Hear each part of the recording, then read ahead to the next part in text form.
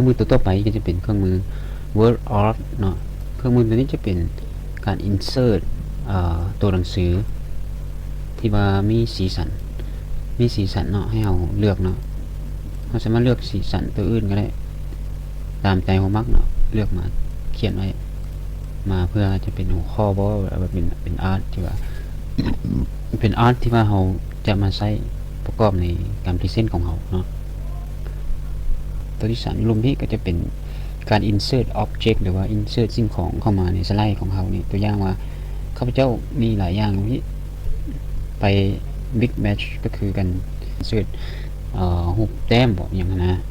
เอาลองโอเคมึงปึ๊บหลังจากเรา insert เข้ามามันจะเป็นหน้าตาของโปรแกรมมันแต้มรูปออกมาเนาะตัวอย่างว่าเราจะแต้มรูปแต้มแล้วเราก็มอดแล้วมันจะมานี่บอกตัวที่เราแต้มมามันจะเสริมเข้ามาในสไลด์ของเราเนาะว่าเราจะสามารถแต้มเรียงนี้เข้ามาช่วยในบทสไลด์ของเรานอกจากนั้นก็ตัว object มันจะมีหลายอย่างลงลุ่มไปก็คือพวก Excel พวก Chart นะอันนี้ลองลิ้นกันเบิ่งเนาะลองไปลิ้นเบิ่งมันมีหลายแบบนี้มี Microsoft มีอย่างต่างๆนี่แหละเขาจะสอนบทสอนเบิดเนาะหรือมี Word Page Document บอกตัวอย่างว่า Microsoft Word บอกเข้ามาตีตัวหนังสือตัวอย่างเขาจะลงเรื่องอันนึงเนาะกดเข้ามาเลยมันจะออกโปรแกรมอันน่ะตีหนังสือออกมาเลยนี่ to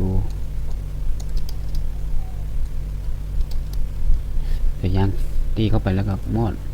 ปุ๊บมอดแล้วมันจะมาอย่างนี้เขาสามารถพิมพ์หรือว่าเขียนข้อความแต่ละแล้วก็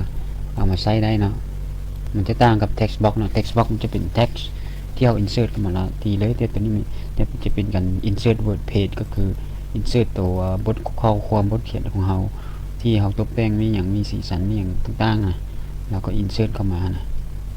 เนาะอันนี้เขาเจ้าดึงไงเรายังไม่เห็นดาวต้องเป็นน้อยๆสิ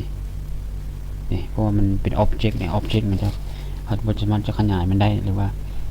มันจะปรับมันได้คือกับอยู่ text box เนาะ